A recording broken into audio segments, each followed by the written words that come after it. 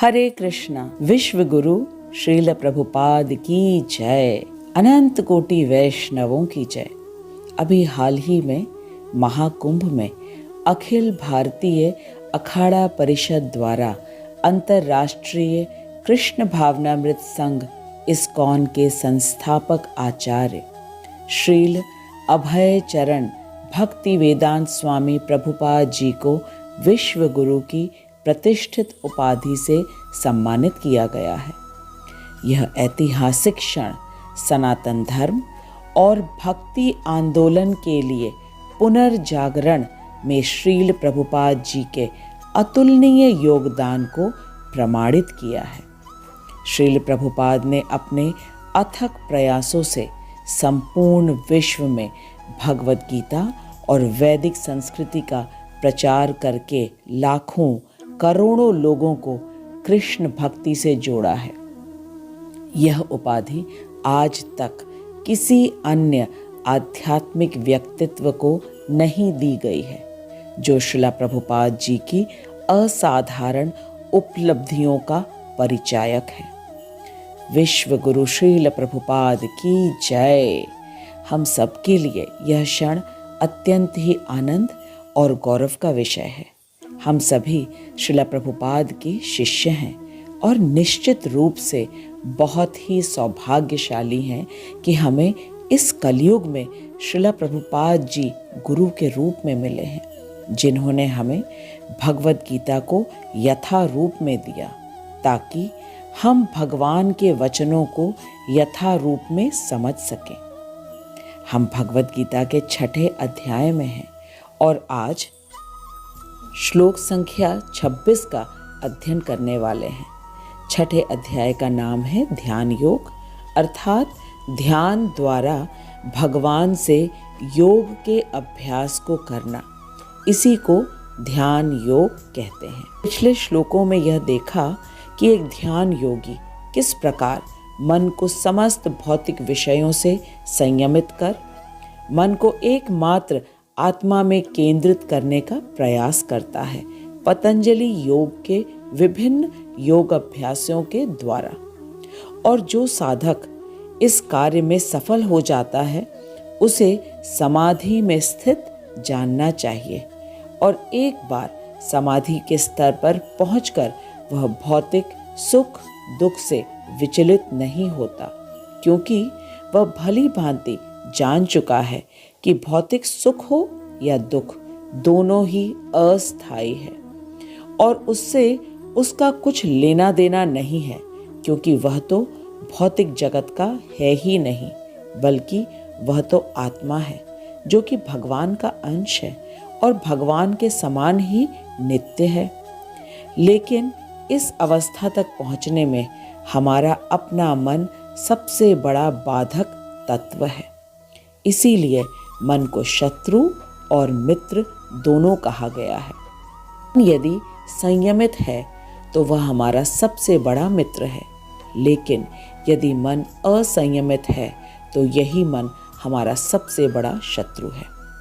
यह मन चंचल और अस्थिर क्यों है तथा इसको कैसे शांत कराया जाए, यह आज के श्लोक में हम भगवान तथा हमारे आचार्यों की कृपा से सीखेंगे। आइए अब हम मिलकर श्लोक का वाचन करें। यतो यतो निश्चलति मनश्चंचलम अस्थिरम ततो ततो नियम्येतत् आत्मन्नेव वशं नयेत्।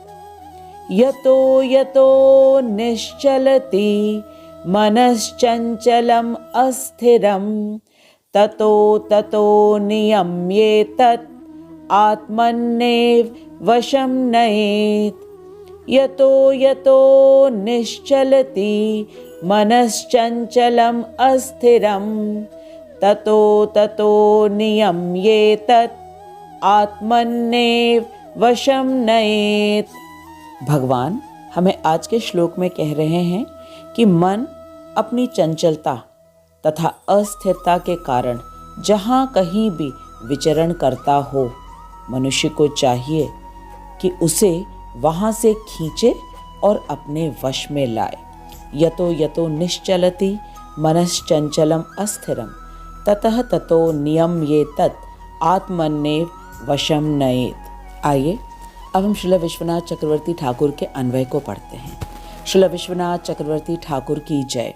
चंचलम अस्थिरम मनः, चंचल और अस्थिर मन, यतः यतः निश्चलति, जिन जिन विषयों की ओर धावित है, एतत् इस मन को, ततः ततः उन उन विषयों से, नियम्य संयमित कर, आत्मनि एव आत्मा में ही, वशम नयेत स्थिर करेंगे। विश्वनाथ चक्रवर्ती ठाकुर कह रहे हैं कि एक साधक को यह चंचल और अस्थिर मन जिन जिन विषयों की ओर धावित होता है, मन को उन उन विषयों से निग्रहित कर आत्मा में ही स्थिर करना है। किसको करना है? एक साधक को करना है। यह चंचल और अस्थिर मन जिन जिन विषयों की ओर भागता है, साधक को अपने मन को उन उन विषयों से खींचकर आत्मा में स्थिर करना होता है। श्री विश्वनाथ चक्रवर्ती ठाकुर हमें बता रहे हैं कि यह मन विषयों की ओर भागता क्यों है। तो विश्वनाथ चक्रवर्ती ठाकुर कह रहे हैं कि यदि पूर्व जन्मों के संस्कार दोष के कारण रजोगुण के स्पर्श से मन चंचल भी हो जाए तो पुनः योग अभ्यास करें। पुनः योग अभ्यास करने का अर्थ क्या है? कि साधक को निर्जन स्थान में, पवित्र स्थान में अकेले निवास करते हुए अपने मन को पूर्ण रूप से नियंत्रित कर, अपने शरीर को पूर्ण रूप से नियंत्रित कर भगवान में उसको अपना मन लगाने का प्रयास करना चाहिए।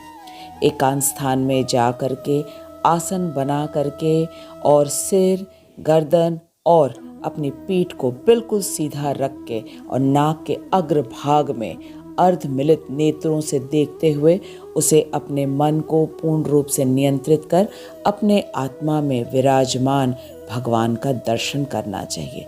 यही योग अभ्यास की विधि बताई गई है ध्यान योग में, और इसको हमने पिछले कई श्लोकों में अच्छी तरीके से देखा है। तो श्री विश्वनाथ चक्रवर्ती ठाकुर कह रहे हैं कि यदि मन पूर्व संस्कारों के कारण चंचल भी है और रजोगुण के स्पर्श से मन इधर उधर विषयों की ओर भागता है, तो उसे फिर से समस्त योग अभ्यास का प्रयास करना चाहिए। और इसी को भगवान ने कहा है यतो यतो। यतो यतो का अर्थ है कि जहाँ जहाँ जिन जिन विषयों में मन भागता है, मन दौड़ता है, उन उन विषयों से खींच करके मन को आत्मा में वशीभूत करना है। विश्वनाथ चक्रवर्ती ठाकुर कह रहे हैं कि साधक को तत्क्षण अपने मन को उन उन विषयों से हटाकर आत्म विषय में नियुक्त करना है। यही एक साधक का कर्तव्य है ध्यान योग में। श्रील विश्वनाथ चक्रवर्ती ठाकुर की जय। आइए अब हम श्रील प्रभुपाद के तात्पर्य को पढ़ते हैं और इस श्लोक को और सरलता से समझते हैं। विश्व गुरु श्रील प्रभुपाद की जय। अनंत कोटि वैष्णवों की जय।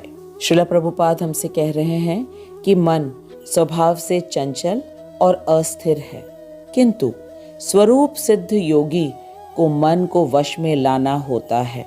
स्वरूप सिद्ध योगी का अर्थ है जिसे ये पूर्ण रूप से ज्ञान है कि वह शरीर नहीं आत्मा है और भगवान का नित्य दास है। उसे अपने मन को वश में लाना होता है। उस पर मन का अधिकार नहीं होना चाहिए। जो मन को तथा इंद्रियों को वश में रखता है वह गोस्वामी या स्वामी कहलाता है, और जो मन के वशीभूत होता है वह गोदास अर्थात इंद्रियों का सेवक कहलाता है। गोस्वामी इंद्रिय सुख के मानक से भिज्ञ होता है।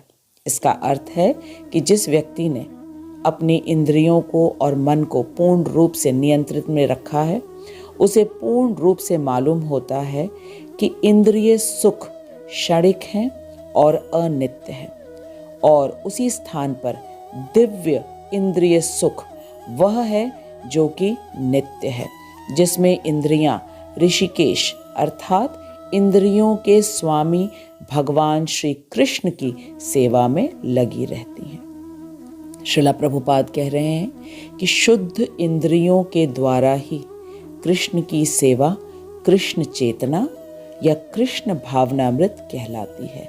शुद्ध इंद्रियों के द्वारा जब हम भगवान की सेवा करते हैं, यही कृष्ण भावनामृत है और यही कृष्ण चेतना है। इंद्रियों को पूर्ण वश में लाने का यही विधि है कि हम इंद्रियों को ऋषिकेश की सेवा में लगा दें। इससे भी बढ़कर ये बात है कि यह योग अभ्यास की परम सिद्धि भी है। योग अभ्यास की परम सिद्धि है कि साधक अपनी साधना के अभ्यास से वह समाधि के स्तर पर पहुँचे। इसका अर्थ है कि उसका मन तथा इंद्रियां पूर्ण रूप से वश में हो, लेकिन यह एकमात्र कृष्ण भावनामृत कार्यों से ही संभव हो सकता है, क्योंकि इंद्रियां विषैले सर्पों की तरह हैं और इनको नियंत्रित करने का कितना भी प्रयास क्यों न किया जाए, मौका पाते ही ये इंद्रियां अपने विषयों की ओर दौड़ जाती हैं। तो इंद्रियां ऋषिक हैं और भगवान श्री कृष्ण ऋषिकेश है। जब तक इंद्रियों को भगवान की सेवा में नहीं लगाया जाएगा, ये निश्चित रूप से विषयों की ओर भागती रहेंगी, क्योंकि कृत्रिम तरीके से अगर इनको रोकने का प्रयास करेंगे, मौका पाते ही ये अपने विषैले दंत दिखाएंगी और इंद्रियां इंद्रिय विषयों की ओर भागेंगी। हम सभी ने विश्वामित्र जी के उदाहरण से कई बार इस बात को देखा है और समझा है कि 60,000 वर्षों तक उन्होंने ध्यान योग पतंजलि योग अभ्यास के द्वारा करने के बाद भी उनकी इंद्रियां विचलित हो गई। इसीलिए श्रीला प्रभुपाद कहते हैं कि इंद्रियों को और मन को एकमात्र श्री कृष्ण की सेवा में लगाने से ही यह नियंत्रित और संयमित होती है, और इसी अवस्था को योग के समाधि की अवस्था कहते हैं, जिसमें मन तथा इंद्रियां पूर्ण रूप से नियंत्रित होके एकमात्र भगवान का दर्शन, भगवान की सेवा में लगी हो। अब हमें अच्छी तरह ज्ञात हुआ कि ध्यान योग की परम सिद्धि क्या है। ध्यान योग की परम सिद्धि मन तथा इंद्रियों को पूर्ण रूप से भौतिक वस्तुओं से हटाकर सिर्फ और सिर्फ आत्मा में केंद्रित करना तथा आत्मा के साथ विराजमान परमात्मा का दर्शन करना, यही ध्यान योग की समाधि की अवस्था है। इस स्तर तक पहुंचने के लिए मन को समस्त भौतिक विषयों से खींचकर आत्मा पर जबरदस्ती स्थित करना होता है। मन को खींचने की बात इसलिए बताया है भगवान ने, क्योंकि मन स्वभाव से ही बहुत चंचल और अस्थिर रहता है। श्रीला प्रभुपाद हमें बता रहे हैं कि मन की चंचलता के 2 कारण हैं। पहला कारण है पूर्व जन्मों के संस्कार और दूसरा कारण है रजोगुण के संपर्क में आना। पूर्व जन्मों के संस्कार को तो हम कुछ नहीं कर सकते, लेकिन रजोगुण के संपर्क को तो हम अवश्य ही कम कर सकते हैं। रजोगुण के संपर्क से तात्पर्य है इस भौतिक जगत के विषयों को भोगने की इच्छाओं को पूरा करना।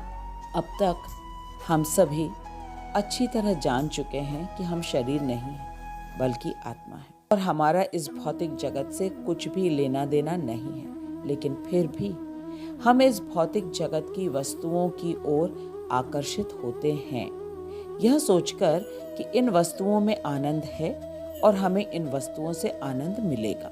इस प्रकार की सोच से हमारा मन प्रत्येक भौतिक वस्तुओं की ओर भागता है, फिर चाहे वो कोई वस्त्र हो, आभूषण हो, खाना पीना हो, घर हो या इंद्रिय तृप्ति का कोई और साधन हो, जैसे कि टीवी, मोबाइल, सोशल मीडिया।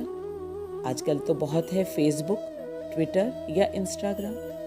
एक बार इन सब में यदि मन लग जाए तो यहाँ से इन्हें खींचना बहुत ही कठिन है। लेकिन भगवान तो खींचने के लिए कह रहे हैं। भगवान ने कहा, यतो यतो निश्चलति मनश्च चंचलम अस्थिरम ततो ततो नियम्य एतत् आत्मन्नेव वशम नयेत्। भगवान ने हमसे कहा कि मन अपनी चंचलता तथा अस्थिरता के कारण जहाँ कहीं भी विचरण करता हो, मनुष्य को चाहिए कि उसे वहाँ से खींचे और अपने वश में लाए। श्रील प्रभुपाद कह रहे हैं कि इसका अभ्यास हमें बचपन से ही करना चाहिए। यह नहीं करना चाहिए कि बच्चों की इच्छा पूर्ति करते चलो।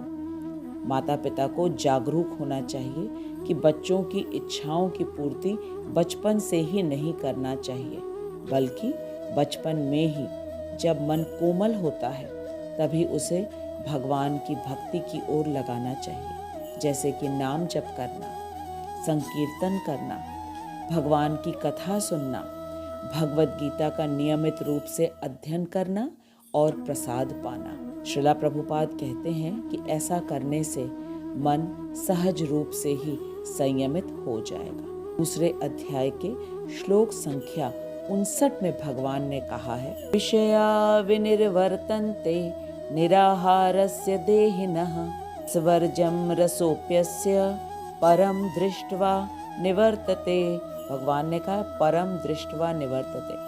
भगवान ने कहा कि देहधारी जीव इंद्रिय भोग से भले ही निवृत्त हो जाए, पर उसमें इंद्रिय भोगों की इच्छा बनी रहती है। लेकिन उत्तम रस के अनुभव होने में ऐसे कार्य बंद हो जाते हैं, जिससे वह भक्ति में स्थिर हो जाता है। परम दृष्ट्वा निवर्तते।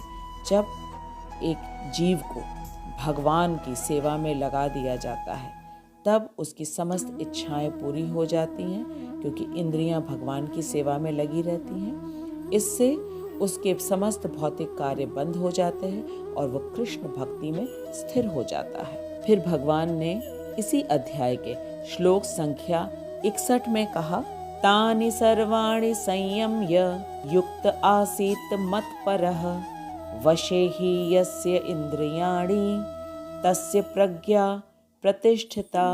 भगवान ने कहा कि जो मनुष्य इंद्रियों को पूर्णतया वश में रखते हुए इंद्रिय संयम करता है और अपनी चेतना को मुझ पर स्थित कर देता है, वह मनुष्य स्थिर बुद्धि वाला कहलाता है। और जिस व्यक्ति की बुद्धि स्थिर हो गई है भगवान में, उसका मन कभी चंचल नहीं हो सकता। इसके बाद भगवान ने तीसरे अध्याय के श्लोक संख्या 42 में कहा, इंद्रियाणि पराण्याहु इंद्रियेभ्यः परम मनः मनसः तु परा बुद्धिः यो बुद्धिः परतः तु स। भगवान ने कहा कि कर्म इंद्रियां जड़ पदार्थ की अपेक्षा श्रेष्ठ है। जड़ पदार्थ अर्थात इस शरीर की अपेक्षा कर्म इंद्रियां, ज्ञान इंद्रियां श्रेष्ठ है। और इससे भी श्रेष्ठ है मन। मन इंद्रियों से भी बढ़कर है, क्योंकि मन इंद्रियों का स्वामी है। और मन से श्रेष्ठ है बुद्धि, और बुद्धि से भी श्रेष्ठ है जीव आत्मा। इसीलिए मनुष्य को चाहिए कि अपनी बुद्धि के द्वारा अपने आत्मा की स्वाभाविक स्थिति को ढूंढे और फिर मन को निरंतर कृष्ण भावनामृत में लगाए रखे। इससे सारी समस्या हल हो जाती है। भगवान ने हमें स्पष्ट रूप से बता दिया कि हमारी सारी समस्या का हल क्रमबद्ध तरीके से भगवान ने हमें बताया। भगवान ने बताया कि इस जड़ शरीर से श्रेष्ठ है इंद्रियां, इंद्रियों से श्रेष्ठ है मन, मन से श्रेष्ठ है बुद्धि, और बुद्धि से भी श्रेष्ठ है जीव आत्मा। भगवान ने हमें इस चंचल और अस्थिर मन को काबू में करने का सबसे सरल उपाय बता दिया कि बुद्धि के द्वारा हम अपने आप को समझें कि हम आत्मा हैं और जड़ पदार्थों में अपनी रुचि न दिखाएं।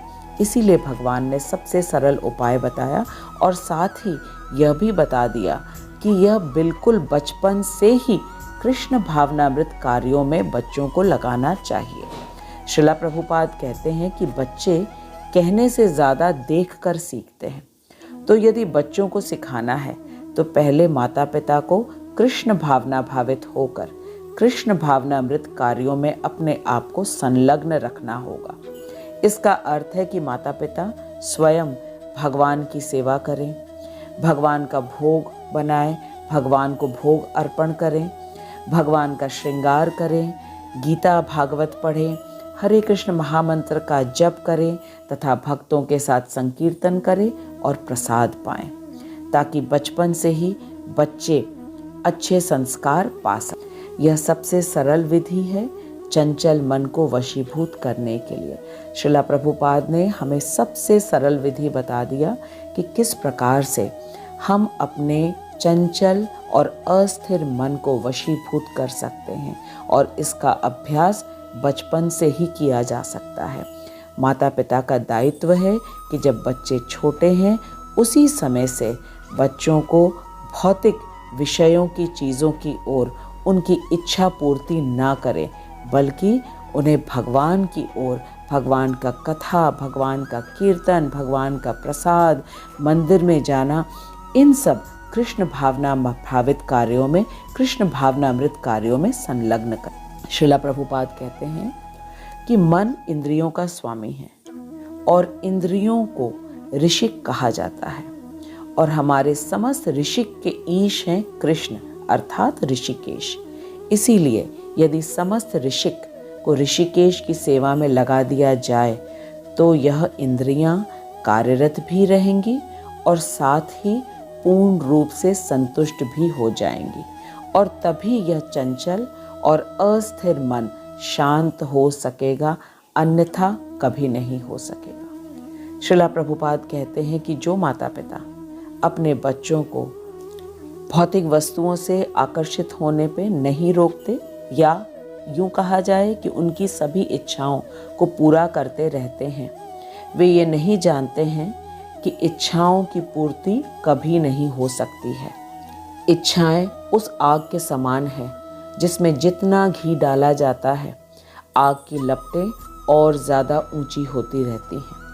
इच्छाओं की पूर्ति से इच्छाएं और बढ़ती हैं और मन कभी भी शांत नहीं होता है।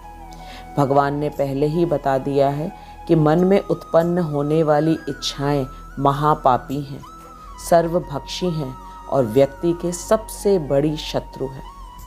इस काम को साम दाम भेद नीति से कभी भी काबू में नहीं किया जा सकता है। साम का अर्थ है समझाकर, दाम का अर्थ है दाम देकर अर्थात इच्छाओं की पूर्ति करके, और भेद का अर्थ है दूसरों का उदाहरण देकर समझाना। तो दूसरों का यदि उदाहरण दिया जाता है तो व्यक्ति को बहुत क्रोध आता है। तो साम, दाम और भेद ये तीनों नीतियां काम नहीं करती हैं मन को नियंत्रित करने में। केवल एकमात्र मार्ग रह जाता है और वह मार्ग है दंड नीति। दंड का अर्थ है मन की इच्छाओं को पूरा न करना। श्रीला प्रभुपाद स्पष्ट रूप से बताते हैं कि उन इच्छाओं को पूरा नहीं करना चाहिए जो हमें कृष्ण से दूर ले जाती हैं, और जो इच्छाएं कृष्ण के पास ले जाती हैं उन्हें अवश्य पूरा करना चाहिए, उन्हें कभी नहीं मारना चाहिए। जो व्यक्ति अपने इंद्रिय तथा मन को वशीभूत कर लेता है वह गोस्वामी है। गो का अर्थ है इंद्रियां, और जो व्यक्ति अपने मन तथा इंद्रियों के वशीभूत हो जाता है वह गोदास है। आज के श्लोक में हमें गोदास से गोस्वामी बनना सिखाया गया है भगवान के द्वारा। इसका सबसे सरल उपाय है कि हमें स्वयं कृष्ण ने आकर चैतन्य महाप्रभु के रूप में जो उन्होंने महामंत्र दिया, यही इस युग का धर्म है, हरिनाम संकीर्तन यज्ञ। जब हम हरे कृष्ण महामंत्र को अकेले करते हैं तब वह नाम जप है, और जब भक्तों के साथ समूह में करते हैं तब यह संकीर्तन यज्ञ है। श्रीला प्रभुपाद कहते हैं कि वर्तमान भ्रमित स्थिति में भगवान के पवित्र नाम हरे कृष्ण महामंत्र, हरे कृष्ण कृष्ण कृष्ण हरे हरे, हरे राम राम राम हरे हरे, इस महामंत्र का जप ही पूरी दुनिया को ठीक करने का एकमात्र उपाय है। श्रीला प्रभुपाद कह रहे हैं कि भगवान ने नारद जी से कहा है, हे मेरे प्रिय नारद, वास्तव में मैं अपने निवास वैकुंठ में नहीं रहता हूँ, न ही मैं योगियों के हृदय के भीतर रहता हूँ। मैं तो उस स्थान पर निवास करता हूँ जहाँ मेरे शुद्ध भक्त मेरा पवित्र नाम जप, मेरे रूप, लीला और गुणों की चर्चा करते हैं। श्रीला प्रभुपाद हमें श्रीमद् भागवतम से बता रहे हैं कि भगवान ने कहा है कि रजह और तमह गुण के परिणाम स्वरूप व्यक्ति कामी और लालची हो जाता है, लेकिन जब वह जप और श्रवण की प्रक्रिया को अपनाकर सतोगुण में स्थिर अपने आप को कर लेता है, तब उसका चंचल मन नियंत्रित हो जाता है और वह आनंद प्राप्त करता है। मैं आशा करती हूँ कि अब हम सभी अच्छी तरह जान चुके हैं कि हमें अपने चंचल और अस्थिर मन को किस प्रकार से संयम में रखना है। यह अत्यंत आवश्यक है, क्योंकि असंयमित मन से ध्यान योग संभव ही नहीं। मैं श्रीला प्रभुपाद, श्रीला विश्वनाथ चक्रवर्ती ठाकुर तथा अपने शिक्षा गुरु हिज ग्रेस हरिमोहन दास प्रभु जी को दंडवत प्रणाम करती हूँ। उनकी अहेतु की कृपा से हम भगवद गीता के परम गुह्य ज्ञान को इतनी सरलता से समझ पा रहे हैं। मैं आपको भी धन्यवाद देती हूँ कि आप अपना इतना कीमती समय निकालकर एकाग्र मन से भगवान के वचन को सुन रहे हैं। अब हम अगले सप्ताह मिलेंगे और भगवान हमें अगले श्लोक में बताएंगे कि जिस योगी का मन एकमात्र भगवान पर ही स्थिर हो गया है, उसे क्या प्राप्त होता है। तब तक आप खूब अच्छी तरीके से, खूब हृदय से मन लगाकर हरे कृष्ण महामंत्र का जप करिए और सदा प्रसन्न रहिए। हरे कृष्ण कृष्ण कृष्ण हरे हरे, हरे राम राम राम हरे हरे। कितना सरल है ये महामंत्र। कोई भी कर सकता है, कभी भी कर सकता है, कहीं भी कर सकता है। इस महामंत्र को जपने के लिए किसी पूर्व योग्यता की कोई आवश्यकता नहीं है और इसी महामंत्र से हमारे चंचल और अस्थिर मन को हम सरलता से स्थिर कर सकते हैं और स्थिर मन से ही भगवान से योग संभव है। विश्व गुरु श्रीला प्रभुपाद की जय, अनंत कोटि वैष्णवों की जय। हरे कृष्ण। आप अपने अनुभव अवश्य ही कमेंट बॉक्स में लिखिएगा। यदि कोई प्रश्न हो वह भी लिखिएगा। प्रभुपाद की कृपा से मैं आपके प्रश्नों के उत्तर देने का पूर्ण प्रयास करूंगी। विश्व गुरु श्रीला प्रभुपाद की जय। हरे कृष्ण।